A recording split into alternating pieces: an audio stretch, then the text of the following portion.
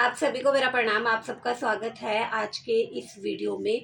तो आज का ये वीडियो कोई ब्लॉग नहीं है और ये एक वीडियो है जो हमारे देश में घटना हुई है उससे संबंधित। तो जम्मू कश्मीर के पहलगाम में जो आतंकवादी हमला हुआ वह बहुत ही ज़्यादा निंदनीय और शर्मनाक है।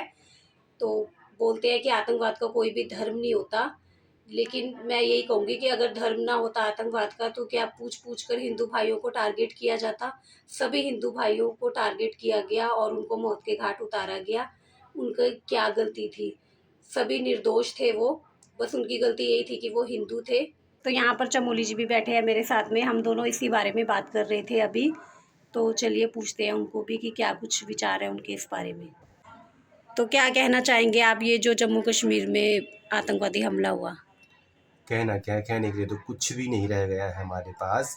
इतना मतलब पहली बार सुना मैंने कि किसी टूरिस्टों पर इस तरह सा मतलब अटैक हुआ है। पहले होता था तो आर्मी पे होता था या पुलिस वालों पे होता था और उसका बदले भी हमारी आर्मी जवाब देती थी। तो ये पहली बार सुना मैंने, सुना देखा वीडियो के माध्यम से कि वो जो टूरिस्ट जो पर्यटक पहलगाम में कश्मीर में घूमने गए थे तो उन पे आतंकवादियों ने हमला किया और उनसे उनका नाम पूछा, धर्म पूछा और जो मुसलमान थे, जो मुस्लिम थे उनको तो छोड़, और नाम पूछ पूछ के भी मारा भाई उन्होंने। तो इस बारे में कुछ मतलब इस बारे में क्या बोलना है, क्या ही बोलना है, क्योंकि बोलने के लिए कुछ भी नहीं रह गया है। हमारा देश है, इतना बड़ा देश है, यहाँ पर सभी धर्म के लोग रहते हैं। मतलब भारत में विश्व में कोई भी ऐसा देश नहीं होगा जहाँ पर कि सारे धर्म के लोग रहते हैं और भारत एक ऐसा देश है जो कि धर्मनिरपेक्ष देश है, जहाँ पर हर एक को अपने धर्म को मानने की स्वतंत्रता है।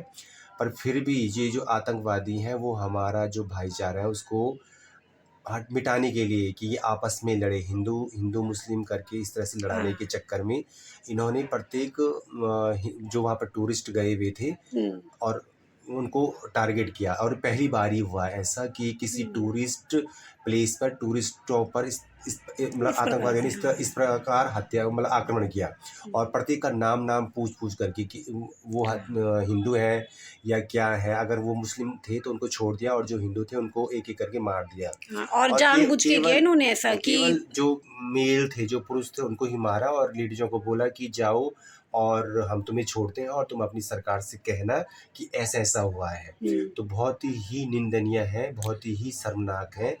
और मैं तो यही कहना चाहता हूँ और मैं सरकार से यही कहना चाहता हूँ, मोदी सरकार से और भारतीय सेना से, कि जल्दी से जल्दी ऐसी कार्रवाई की जाए पाकिस्तान पर कि दोबारा से वो ऐसी घटना को अंजाम न दे सके। और वो अगर ऐसी घटना के बारे में सोचे भी अंजाम देने के लिए, अगर वो कभी भी इस बारे में सोचे तो वो 100 बार, उनको 1000 बार सोचना पड़ेगा कि हमारा अंजाम क्या होगा। और तो मैं यही कहना, रिक्वेस्ट है मेरी सरकार से, सेना से, कि जल्दी से जल्दी जो हमारे 28 हिंदू भाइयों की मौत हुई है उनका बदला जरूर लिया जाए और पाकिस्तान को इस तरह से कंगाल कर दिया जाए कि वो दर दर भटकने पे मजबूर हो जाए। तो ये थे चमोली जी के विचार और सच में इन्होंने टूरिज्म को भी वहाँ पे ख़त्म कर दिया। वहाँ के बहुत सारे लोकल लोगों का रोजगार था उससे जुड़ा हुआ। और अब आप सोच सकते हैं कि कौन पसंद करेगा कश्मीर जाना जहाँ पे इस तरह से आतंकवादी हमले हो रहे हैं। तो कोई भी नहीं चाहेगा अपनी फैमिली के साथ वहाँ पर घूमना, वहाँ पर जाना। तो ये जानबूझकर की हुई साजिश है कि टूरिज़्म को ख़त्म किया जाए, सभी का नुकसान हो और फिर ये मुस्लिम हिंदू सभी लोग जो है लड़े आपस में। ये सब सोची समझी गई चाल थी, है ना। तो और जिन लोगों ने अपने परिवार के लोगों को खोया है उनके साथ मेरी पूरी संवेदनाएं हैं और भगवान उनके परिवार वालों को इस दुख को सहन करने की शक्ति दे।